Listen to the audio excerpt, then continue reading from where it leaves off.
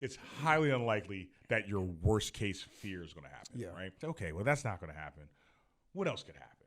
Fear, it's an emotion. It's not a rational thing, right? You're right. That's your fight or flight. A lot of times you don't have control of it until you take control of it.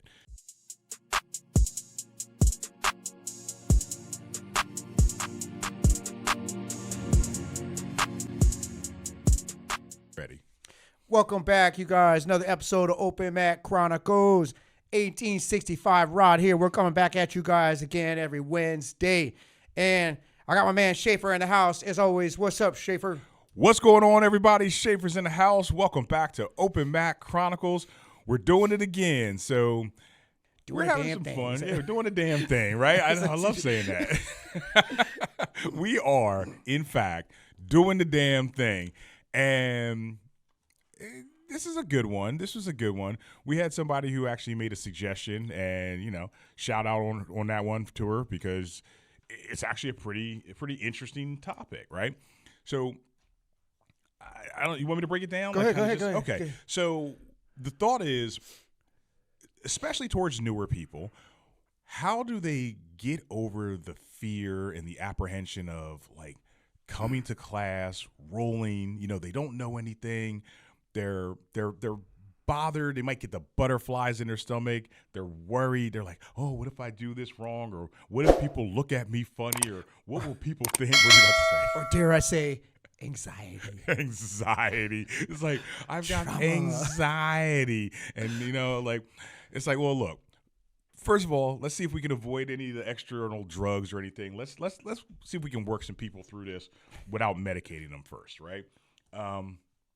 So, example scenario. Are you talking about mainly like people that have never done jiu-jitsu before and they're considering doing jiu-jitsu? They're looking at it from the outside like, oh my God, I don't want to do that. Or is this a guy that's already signed up? I think we could talk about them all. We could start on the couch, right? They got a couple of buddies who do jiu-jitsu, and they're like, oh man, you got to join. You got to do this. It's jiu-jitsu. It's not a cult. Believe me. Come on in, right? Yeah. And they might be on the couch, and they're like, well, what if I get hurt? Or like, I see these guys, their ears are all jacked up. They look funny. Well, they're trying to choke each other. I don't know if this is for me, right? And that's your guy on the couch. He might not ever get over it. He may never pull the trigger and just give it a shot. But some of them do. Now, how do they get over that first fear of even trying? I don't know, man. What do you think? Is it just something that's innate? I think it is. Yeah. I think everybody's different. Like some people, think about it, if you're a guy that maybe you came up wrestling in high school, you did a little college wrestling, whatever. Right. Like it ain't nothing. You just go in there and start grappling. It's True. not a big deal. Or maybe you played football or something. You're not going to be as adverse to it, right? As a guy who's been, maybe a white collar worker his whole life, and maybe he hasn't been in physical, combative type sports. So Joe from accounting might have a harder time. He might have to psych himself up a little bit to get in there. But you never know, man. Joe from accounting could have been a bunch of street fights when he was younger, right? Could be. We don't know. Joe from accounting could be crazy. We don't know. Right. It's like knockaround guys. It's Yeah. like 500. Yeah. 500 Like street Fight Club. fights. You never know. So I think to answer your question, it's partly innate, I think. But I still think no matter what, it's probably going to go through your mind a little bit. And think of this, all the guys there's probably a lot of people that want to do jiu-jitsu, but for whatever reason, they thought about it and like, yeah, I really want to go, but they just haven't done it. Okay. They haven't done it. And whether that's because that little bit of, anxiety or whatever, or fear, whatever it is holding them back, maybe that's part of why they're not going. If it was, because I know a lot of guys who do everything. Harold, these guys do, oh, you do this, pick up. Oh, yeah, I do it. I do this. Yeah, I do this. I do, freaking this crazy export things, right? Yeah. You tried to just, I really want to try it. I just haven't done it. Why? You tried everything else, dude. You've tried everything else. You made time for that, but you can't get in there and try some rolls? So do you think a part of it could be just like, I guess some of it could be fear of getting hurt. You're going to be put in these uncomfortable situations. People are going to actively be trying to choke you, which could be scary. Like, if you're thinking, oh man, they're going to cut the blood supply off to my head. They're going to cut the air off through my windpipe. They're going to try to bend my arm in the wrong direction. What if it breaks? What if this happens? What if that happens? I could see the fear of these, I was about to say simulated altercations, but hell, they're real. Like, you got people who are actively trying to beat you up a little bit. And I can see somebody being afraid of that and just not wanting to deal with that. Well, you made a point earlier. This is before we started recording. Mm-hmm. You said ego, and I kind of disagreed with that at first because I thought it was going to be more towards like a higher belt. But I might actually agree with you a little bit more thinking about it, because I'm looking at the personality types of I can think of several people that do a lot of other sports, Right. and they always tell me that they want to do jiu-jitsu and they never did it. But these same people have the type of personalities where they're always good at the things that they do. Like they're good at, like, if you go into a club and play pool, they're going to be pretty good at it, right? They're going to be good at freaking bowling. They're going to be good at golf. They're going to be good at whatever. They're going to be good at it, all these different things. So I don't know if maybe it's partly ego to where they don't want to go into a sport to where they suck. Right. There's Because no way. You're not hitting the ground. Who you are, Yeah. dude. You are not going to take jiu-jitsu and day one, oh, I'm just good. Right. I'm right. sorry, dude. That's just not going to. That's that's the phenom. Like, that's crazy. Even that one. I don't care if you're who is it? Gordon Ryan. Day one, he sucked. Gordon Ryan probably sucked day one. Okay. There was a point in time when he was not good, right? For sure. For sure. There was everybody in the gym could pretty much take him out at some point, because at some point in time, even though his wrestling, he was good and all that, it's still. Or basically, if you go back far enough to say, okay, if he had a bunch of wrestling, that could change it. That could change it a little bit. But when he started wrestling, like, you're right. No one starts off as an expert, right? Even the wrestling, like, because we have our own anecdotes here. Like, one of our guys is really good at wrestling, and when he first came, he still had the same amount of wrestling experience. Right. I used to submit him like 5 times in a round. It was so Gotcha. easy. Right, now, because it's jiu-jitsu. I can barely It's catch.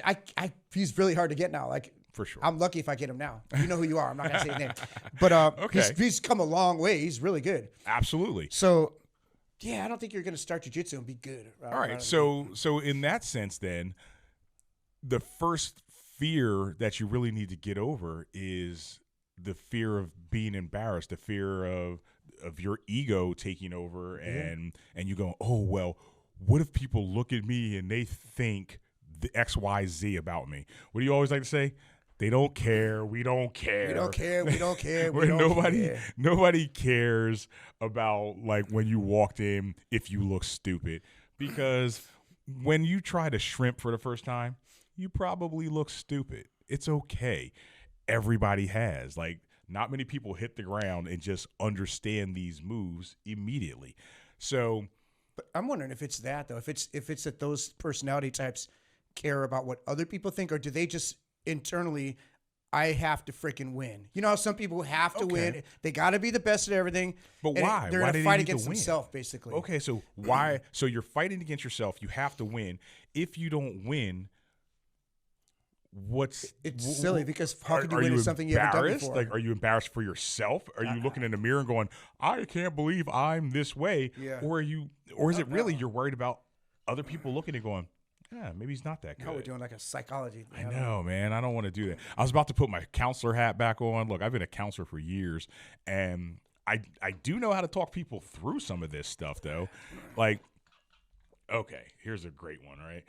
Positive imagery. Did everybody ever talk that stuff to you, or say, hey, listen, you have to visualize that, visualize yourself getting off the couch, visualize yourself going up, signing up for that class, walking through the door, getting your uniform for that first time, and meeting some people and working with them, and you can visualization. Do it. Yeah. That was pre-manifestation. Right now, now they say, yeah, I'm gonna manifest it. Or you could just manifest a black belt. I'm gonna change reality. Manifestation. Oh my god. Every generation has their buzzwords, right? Yeah, you're right. But see, at least we had the accessories to go with it. Remember those things? It would show a guy like in a little rowboat or something, like never stop, never give up. Like the posters. Yeah, like in the corporate rooms, you'd always have hanging there. You got the cat you hanging on the limb, hanging there. Out with like little chalk, one finger. Yeah. Yeah, for sure. So at least we had some imagery to go with ours. Now it's just now it's just memes. manifest it. Nah, dude, we got like memes everywhere. You jump online, there's somebody with a funny little picture and quote all over the place. Yeah. I just don't think they put them on office doors. You don't put them on office doors anymore. Okay. So now let's say these people are in, right? They're coming to class. maybe they're not setting the world on fire. That's fine, but they're trying. They're actually at least getting in here. I think the next fear is they just feel like I'm here, but I'm not doing good enough. And honestly, I think that does transcend many different belts, because remember we talked about like imposter syndrome, things like that. Oh, that's never going to go away. Right? You're going to always have. I think that's a fear. That's an internal stressor. See, I'm not saying anxiety. That's an internal stressor where you're like, I'm not as good as I should be, or how come I'm not as good as Joe over here or Jill over there? Why am I not able to catch them? And how come I just don't think that I'm doing the best that I should be doing right now? I didn't get that, dude. I did not have that. Me either. Like keeping it 100% candid and transparent. Yeah. My experience was, and I'm going back when I first started jiu-jitsu. Okay. I was straight up scared, dude. I was like, dude, I do not want to go, bro. Like, it was weird. I had this weird combination of super excited to go. Like, I'd be at work, like, because I was going Monday, Wednesday, Friday when I first started. I'm like, oh, it's Wednesday. I got to go jiu-jitsu. Like, yeah, jiu-jitsu. And I'm like, oh, yeah, jiu-jitsu. Right? So a double-edged sword. Yeah, I was all happy. Like at 3 o'clock, I'm like, yeah, jiu-jitsu. And class starts at 6, right? And at 5 o'clock, I'm like, oh, yeah, class starts at 6. Like, the closer I got to class, I'd be getting anxiety. Now, it never got to the point where I didn't go. Ever. Right. Never. I would just go, dude. But I did have those butterflies like, oh, man. And I think it's just the unknown, because you don't know what's really going on. You're just like, I don't know. I just know there's a bunch of guys here that look tough and they want to beat me up. That's all I know. So, right? So do they have to just power through it? I mean, damn, like, I hope this is not going to be the message. Basically, it's like, hey, man, just get over that shit. No. It's like, just power through it. I mean, there has to be some little tweaks and techniques. And you guys out there, we would like to hear what are some of your ideas? Like, how have you figured? No techniques. You don't think so? You just gotta I'm not buying it, dude. Dude, look. We got some smart people out there, Ron. We got some smart people out there. They're going to tell us. They're going to give us the answer. I think just due to the nature of the sport, that's the first level of jiu-jitsu weeding out the weak, so to speak, right? Damn. The people that don't go, they say jiu-jitsu is for everybody. No, it's kind of not, though, right? We always say it's really not. And the people that say, man, I'm just not gonna go, and then they end up just quitting. Well, it weeded them out, basically. So you're like thinning out the herd. It thinned out. It's attrition by just the nature of jiu-jitsu. And there's nothing you can do about it. That's just the way it is, right? And there's no specific type, obviously, because this could be the biggest, toughest looking guy could bail. Yes. The tiniest, skinniest looking chick could be like, this is not for me, and bail. Or flip it around, those same body type archetypes will excel at jiu-jitsu. So, okay, so it's something internal then. It is something internal, yeah. 100% right. Oh, man. Well, how do we fix the internal stuff? You can't fix it, dude. I don't think you can fix it. I just think it's otherwise everybody would be doing it, because at some point, okay, let's say you got the one dude that wants to take jiu-jitsu. He talks about it. The guy that does every other sport and excels in everything, but he doesn't do jiu-jitsu. But that's okay. You don't have to do jiu-jitsu. But if you're saying that you want to try it over and over and over, but you don't try it, then there's a reason why you're not trying it, basically. So it's like you just. I don't know, man. You're just scared? I mean, but you got to be able to get over your fears. You got to get over your fears. Oh, here's how I was going to go with that. At some point, the pressure of going and showing up every day, it just may be too much. Like, they don't want that feeling of like, oh, crap. You know the feeling I said I described when it was like 3 o'clock? Oh, crap, I got to go jiu-jitsu. So sometimes that feeling might win. And then the guy says, oh, I'm not going to go tonight. See, right? You mentioned that too, like when you're talking about competing too, like competing. People who constantly have this. Who'd want to have that? That's for like 2 months, 3 months. That doesn't sound fun to me. I don't think it's fun. And either. For me, it's like I don't want to do that. Like, you don't want to have your stomach get knots for 2 months. Yeah, nobody wants to feel that way. What's the ROI for me? There's always here's my. I look at things in value exchanges, right? Yes. What's the value I'm getting from that? For me, for me, again, it's going to go to all these guys who like competing. Right. I'm not saying that. I'm just saying for me, at that particular point in time in my life. Dig it. Didn't have the desire. Was no value in it for me. Cool. And the few times I did sign up, I think I signed up one during COVID and it got canceled. That was a brown belt too. I was going to do a fight to win. I'm like, why did I do that? Why? But anyway, yeah, it was like a little anxiety before. And I'm like, this would kind of suck. Now, I know people say, well, if you did it, you feel really good. And that's true. There's merit in that. There's merit in that. And I think if you keep doing it, you get to the point to where you won't have that. So some kind of endorphin release in there I think somewhere, right? Yeah, I think for the guys that you just compete over and over and over, it doesn't even bother you anymore. It probably just takes a few, and then it wouldn't bother you. And that would make sense. Because if you apply that to just doing jiu-jitsu, the same rule applies. Like after a while, it doesn't really matter. Although you still get it a little bit. It's not going to be the driving force. Right. You know? Well, so because I had mentioned before that, like with me, right, I'm just so used to doing it that even if I have people come in and like I know I'm about to get beat up, like it's those same crew that, you know, we got Big Trevor and freaking Giuseppe and, you know, even freaking Big Mike. Like these guys, I'm like, damn it, dude. And Rex, this is going to be such a pain in the ass. This role is going to be like, I got to make sure I don't get hurt. I got to make sure that I'm not going too crazy. I got to make sure that if they're going crazy, I need to be able to like weather the storm. But that's not the same thing. I don't think you're not fearful at all. You're not fearful of that. I don't think. I think that's about apprehensive. Like, no, I think you're just like it's going to be a lot of work. It's like when I got to roll certain people, like, oh crap, this is going to suck. I just don't feel like doing the work. Doing this. Like I already know what this is going to be like. It's not going to be fun. But all right, let's do it.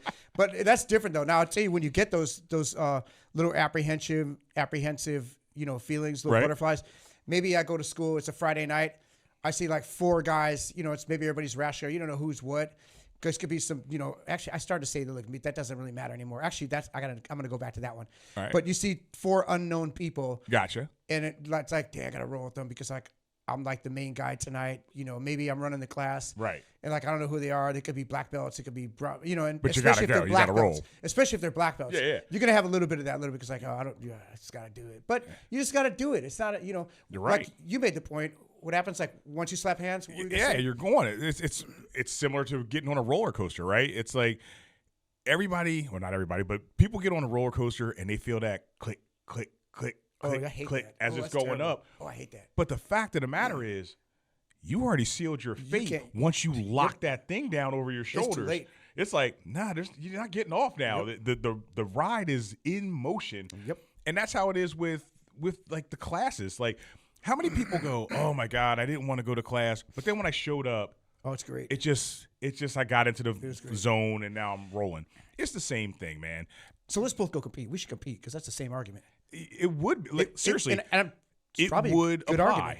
It would apply. 100%. Once you do it, once the ball's rolling, yeah, you're on the ride, man. And it's like you might throw up, you might pass out, but you're on this ride, and it's going to be okay in the end. Yeah, as soon as you slap hands, all that stuff goes away. You're not even thinking about it. You don't have time to be scared or anything. You're just like, let's just go.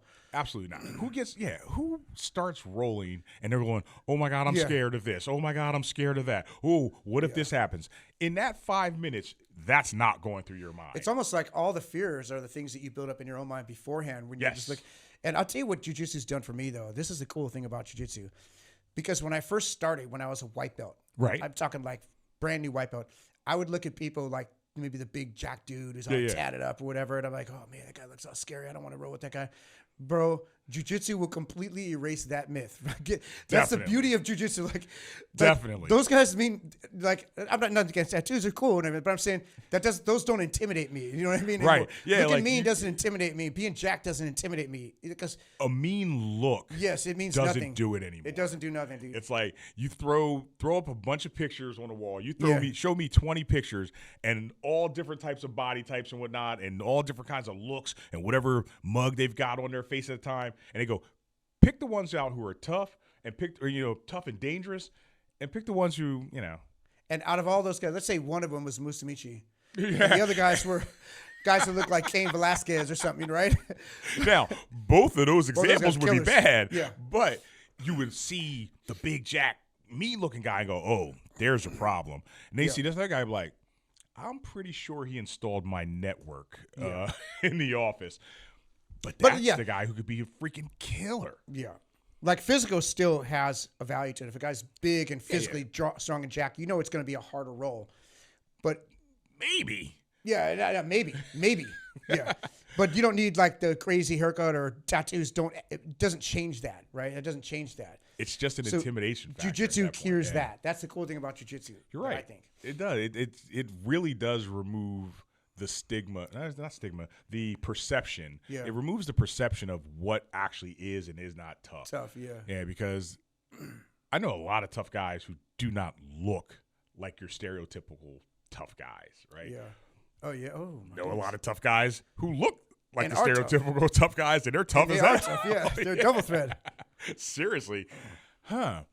Okay. So you slap hands, you're rolling. That right there is going to get rid of a lot of the anxiety. It's like just getting out there and doing it. But again, how do you get across the idea that they just have to do it? Like, you're just saying, hey, fuck it. You just have to weed them out, and some of them will do it, and some of them don't. I know you said it. I gotta still ask the people out here, Rod, Yeah. because look, we might have some freaking psychology majors out there. We might have some people who are paid, like, what are those things? Personal life coaches who know how to motivate people. If you guys know how to motivate and get people through their fears like that, what do you do? What do you suggest? Like, if you've had your own fears and you go, well, look, man, I was like frozen with terror until I did this, that, or the other thing. What is this, that, and what's the other thing too? Let us know. I know. I got one thing that people Yeah. do nowadays. It's with the culture. The culture's changed. Okay. So nowadays we're more communicative. Is Right. that a word? Communicative. Communal? Like just talk about talking to each Yeah. other or Yeah. just communicative. communicative? Yeah. Sounds like a word. Sounds It like I is. made It that is a up. I word. think No, it's- it's a real word. I mean, they Sounds like talk I to made- each other more. Sounds like I blended two words, but I Hell think it is a yeah. word. Okay.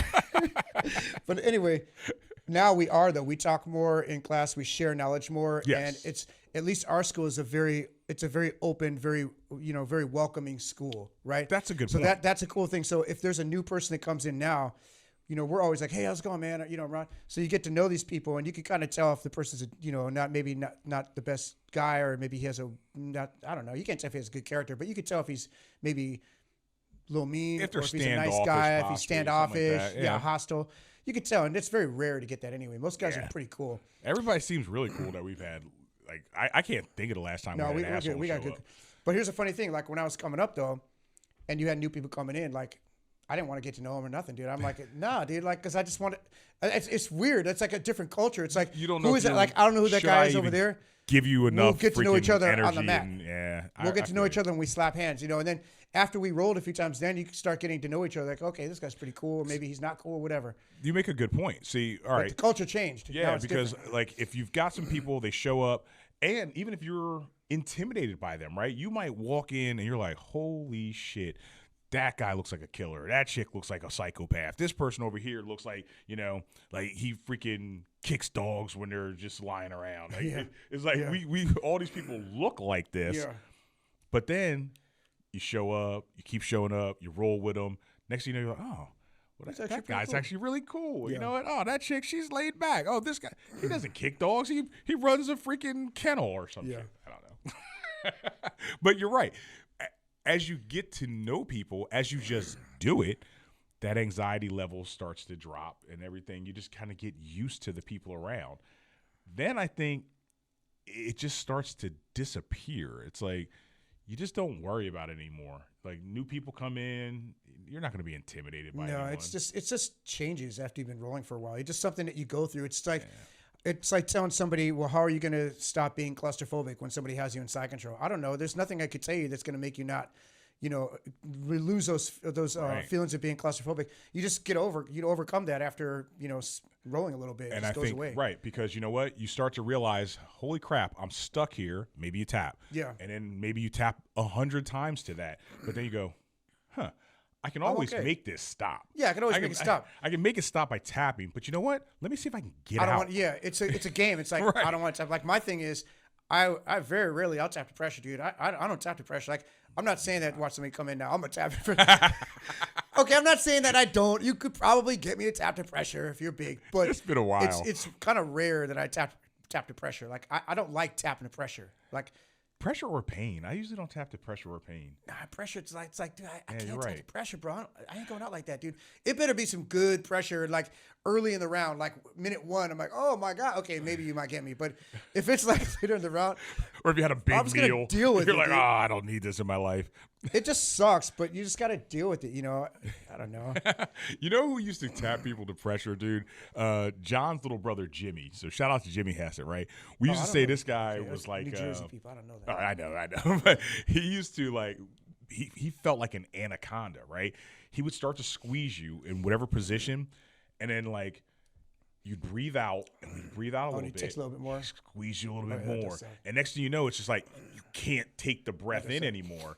It's That does suck. crazy. Yeah, pressure can be good, but the one position that's rough on pressure is going to be side control doesn't bother me, mount doesn't bother me, north, south, nothing. Let me see. Kese. Kese is the one that you Oh. could lay into it, man. That one hurts. Yeah, you Kese can pull hurts. somebody up. I was thought you were That going one, to say that's knee one knee to on where belly. I don't like Kese that much. Yeah, knee But on I still belly. ain't I tapping like to that pressure. one. I still ain't tapping. I like to tap people to pressure though. Like when I get knee on you belly, might, though. I don't and I know. grab them, grab the gi, Oh, knee on and belly? grab it, and then just start. You know what? That's Digging I have. in. Yeah, I'll tap like Trevor has tapped me for sure to knee on belly. That's just That's on a whole rough, nother dude. level though. But That's rough. even knee on belly, like I Rarely. rarely tap to it Like I'm gonna outside of Trevor. So if they sink it into your rib or That's something different. crazy, That's different. yeah, that's different. But it just into the solar plexus and just pushing I the can air kinda out, take it a little you can bit. take that. Yeah, I could take it. That's just a matter of Because you being just tough. even a little shrimp will give you a little bit of air, then they that's- readjust. yeah. It's like a cat and mouse game.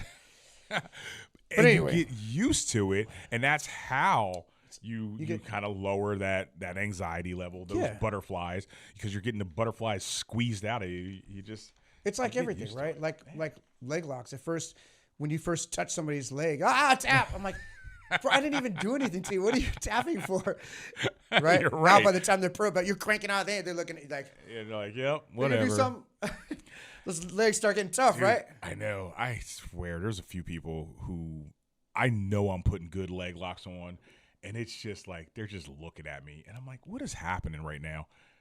I'm not even going to give them the freaking courtesy of telling them who they are, and I'm not even giving you guys No, a no, shout no, out. no. I got to just figure Don't out. shout 'em out. Yeah, I'm not shouting you out. I got to get better at my freaking leg locks. Apparently, And just heel hook them. I try not to heel hook a lot of Why? people. I don't know, dude. Like, that makes no That's your sense. thing, man. I don't know. It's not just my thing. Everybody heals. I don't want to be the. They're like, oh, you try to be like Rod. That's all. No, You're dude, I don't heel-hooking own heel. everybody. I don't know. You should like freaking get a heel hook and get that shit. What's the copyright? Oh my God, I'm not nearly that. Hey man, just try. You never know. If you do it first, then you can get people to pay you anytime they heel hook somebody. I'm just the first guy to get in trouble for heel hook and white belts. That's it. How's that? Okay. Absolutely. All right. So that's one thing. Getting to know people, right? Yes, that would be for a way sure. to get over it. I don't know about now though. In today's, I guess we kind of do because our classes are kind of informal still. Yeah. It's a lot more lax. So you do have more opportunity to work with different people, and then you kind of it's just a looser environment, I think, and that goes back to maybe the era I was in was more traditional, so it was a little tighter. So maybe that's one of the benefits of being a little bit looser is that it just kind of a little bit, Yeah, chiller. I mean, right. It's a chill environment. But see, I kind of came up in a chill environment, but it was like a bunch of chill killers. Like everybody, they were still beating us all up, right? So, like I mentioned this too, right? I never really had the I'm scared of what's going to happen in class thing. Like I would go to class and I would know that I have an ass whooping coming, and I would kind of I'm like, okay.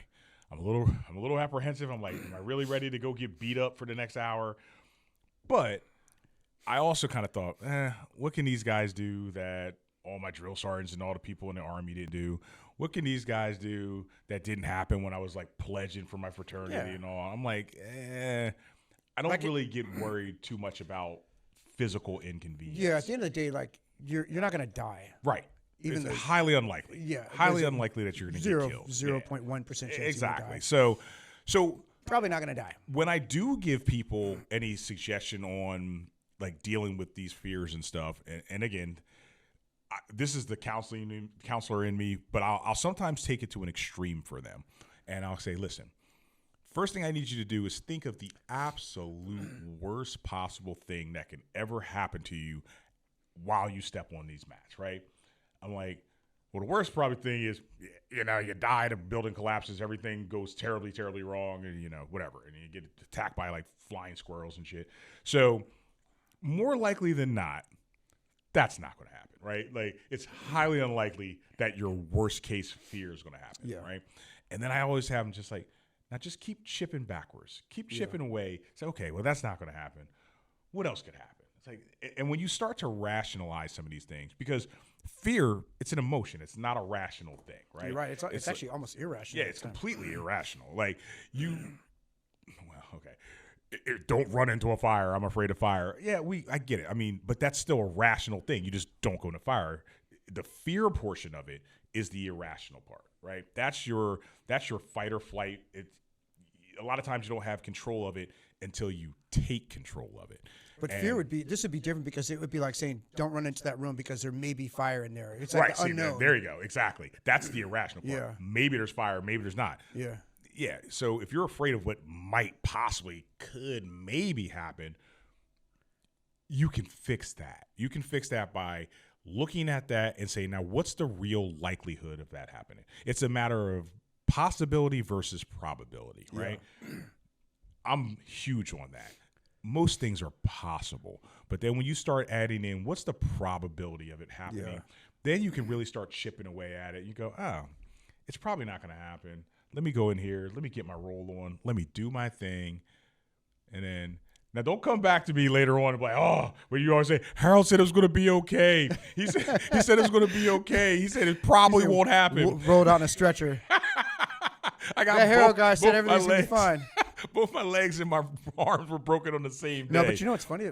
Now that you say that, the thought process is really inverted if you think about it. Because if you're brand new, a wipeout, there ain't nobody trying to kill you, dude. They're not really, like, you know nothing. There's no reward in beating up a brand new wipeout, even though I advocate for doing it. You need to beat up wipeouts. No, you have to beat up wipeouts. I have another episode that we talked about that. You do. But you have to nicely beat them up. But there you go. For the most part, it's inverted because no one's really trying to beat you up that bad, right? Right. The more that you put into it, you might get more of a little butt whipping, right? If you're going to be all spazzy. Oh, yeah. But if anything, the better you get, the more they may be trying to get you, if anything. For sure. Right? Because now you actually have some skill, and maybe you got a little color on your belt, you got a little target. That's actually when they're going to try to come and get you. Yeah. So you have nothing to worry about if you're a wipeout. You're just mat fodder. Yeah, you're food. In a way. Are you mat fodder? I mean, listen. You kind of are. You're supposed to. So, but here's the thing, right? You're mat fodder, you're food, you're all these things. But people are still trying to play with their food. They're actually trying to help you, though. You know what I mean? It's like they're going to beat you up, they're going to toss you around a little bit, but they're doing it partially just so they can, sharpen their own skills. Yeah. But at the same time, they'll most likely be showing you stuff. And it's just like, hey, we want you to get better, because if you get better, that means you're going to give me a better fight later on. It allows me to get better. And as long as I can keep staying ahead of you, it's a way of testing themselves. So. You know what? I have a theory. I don't know if it's true or not, but you know how they always say that a lot of people quit at blue belt? Yeah. My theory is that these people, and not all of them, of course, but I'm just saying some of them, they probably had the grit to grind it out to get the blue belt. Right. But at blue belt, the gaps, let's say they were here and their counterparts were here. Uh-huh. At blue belt, those gaps start closing, dude. Big time. So you can have a really talented white belt, and once he hits blue, it's like, dude, you're just average now. Like, there's a lot of other guys that'll eat your lunch. And I think sometimes that ego could kick in, and they realize that I got to do this for another, 8 years. It's too much. Bro, here, I'm just going to keep my belt, and I'm going to cash in my chips. I'm going home, baby. Yeah. I'm wondering if that's part of it, because people, especially if it's driven by ego, but I think a lot of the choices we make as human beings are ego-driven at the end of the day. Yeah, totally. A lot of them are, man. Totally. And which is why I say to everybody, check your ego at the door. Just be an open freaking vessel that you allow to be filled with the wonders of jiu-jitsu. Yes. Right? It's just like, you just go in there, try to get rid of some of the preconceived notions, let that shit just flow over you, and you pick it up as you pick it up, right? You just try to keep on here you go. Try to keep increasing the size of your vessel, your container. I would say, if jiu-jitsu was like a running stream, like a river, right? And it's just flowing, right? In the beginning, if you come in and you just got a little tiny thimble, boom, you can fill that up really quick, right? Your job is just to keep getting bigger and bigger and bigger containers to just catch that water coming and just let it fill up. Now, your ego, Your ego is like little holes in your container, man. If you keep popping, if your ego keeps popping these little holes in your container, it's hard to fill that cup up because really you're always just flooding out at the bottom because you're like, oh, what if I get embarrassed, or well, I'm not good enough, or I'm not this, or I'm not that, or I should be better than this person. Well, man, shoulda, coulda, woulda, right? The mats don't lie, and the mats don't lie, dude. You just have to check your ego at the door. So patch up those holes in your cup, and just let that shit be filled up with jiu-jitsu. You'll be okay. Damn, maybe that's the message. You'll be okay. It'll work itself out. And I think it works itself out easier now too, because like I said, the culture has changed a lot. And I'll give you an example. If you just observe the rules. I know that when I was started, back in 2011, dude, everybody was like, we were very serious. It was a very serious class. Yeah. Like, we were like, if I had to roll with that guy, it was kind of like, it's game on, dude. We're just trying to win. Huh. Right? It was just like a little mini little competition in the school, even if it's just a little one match. That's how we rolled. Now maybe like, you were just doing that, Rod. All those guys like, you're the only one doing that, dude. We were having fun. I don't know about you, but maybe that was my way of dealing with it. I was very serious. But when I observe rules now, everybody's laughing, they're joking, they're having fun. And I think that's okay. I think it's better in a way because it's not so serious. Yeah. I don't like excessive joking around. I don't want to have a freaking conversation when I'm rolling. Right. It's not a comedy club. No, it's not a comedy club. But I do like to have an element of seriousness in it. Like I'm still trying to get you, right? Yes. Usually for the most part, right? I'm trying to get you. But I think there's a place for a little, injecting a little bit of humor. Hell yeah. Like I don't know, like it's not going to be outside the norm for.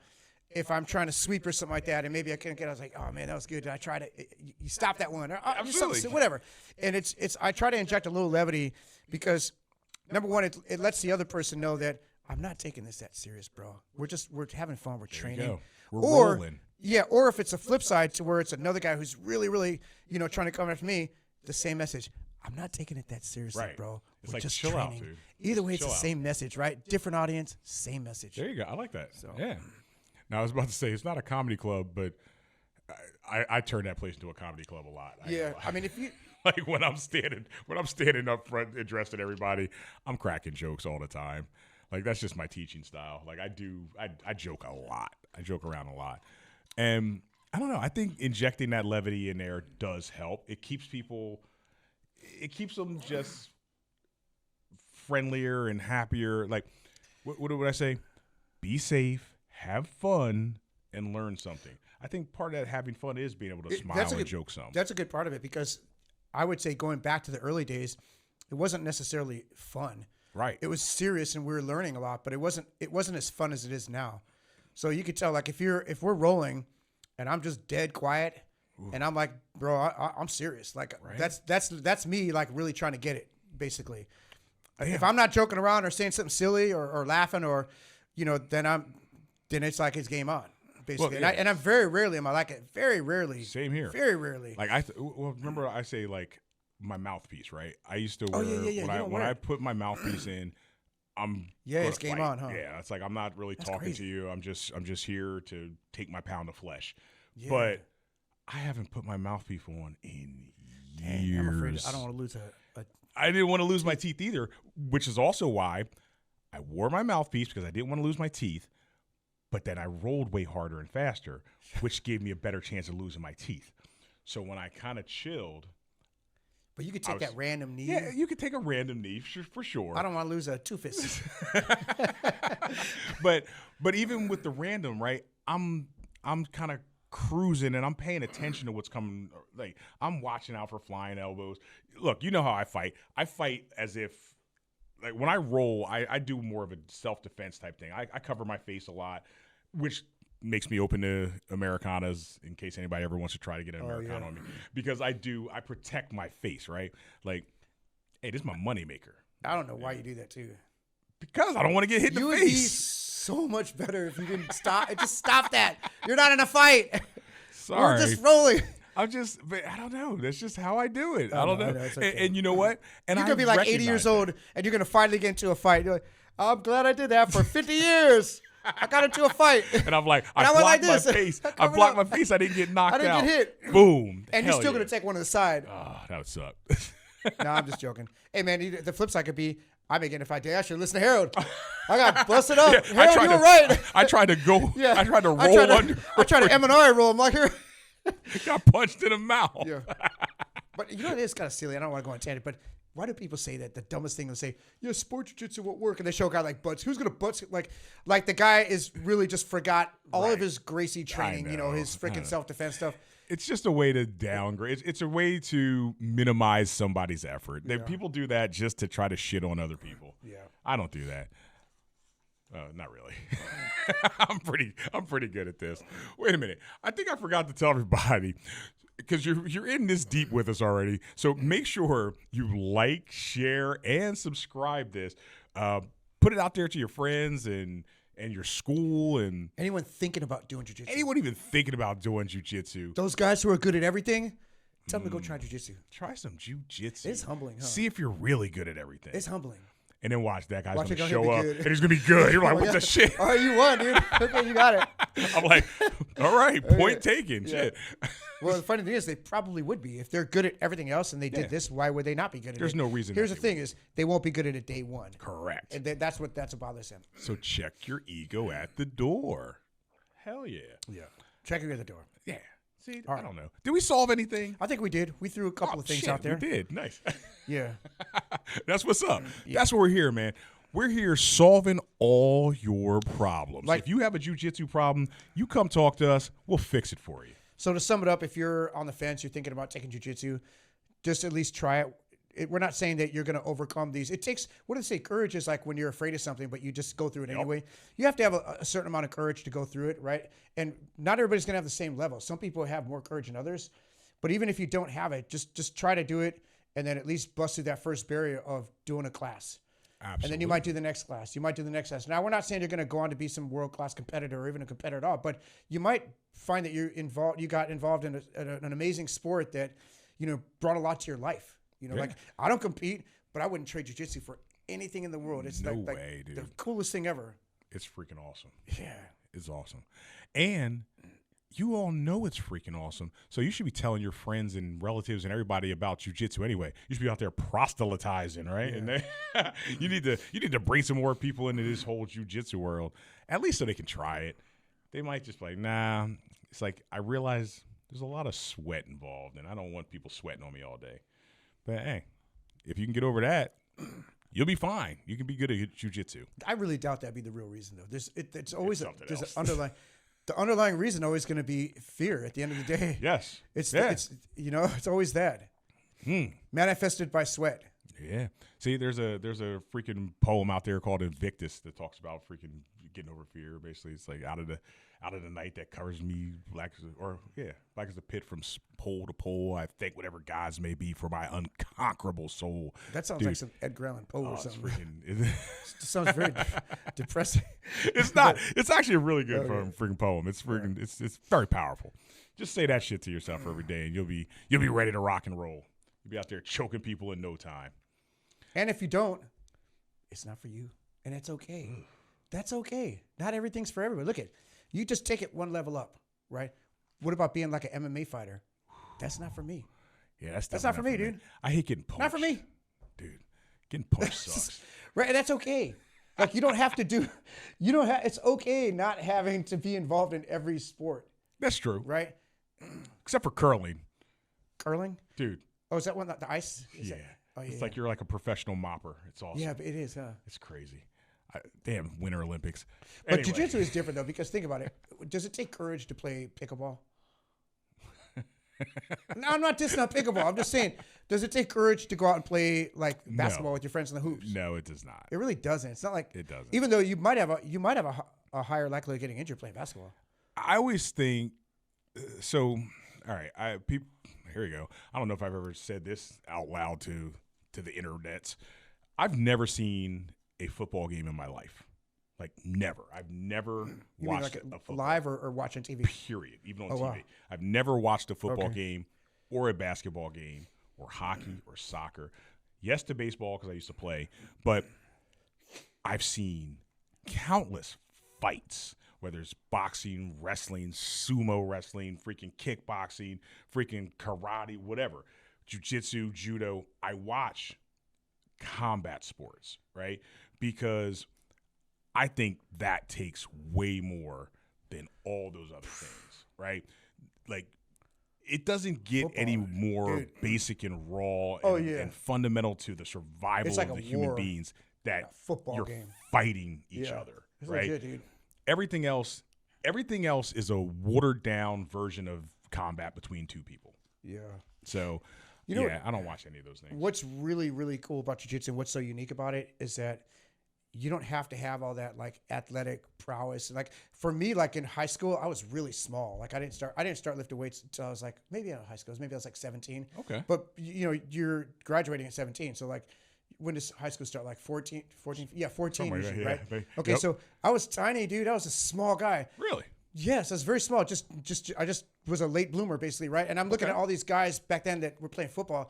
They just look like men, dude. It's like these big old, I had beards back then in high school. So it was just like, there's no way I would ever play football. It's too intimidating for me. Right.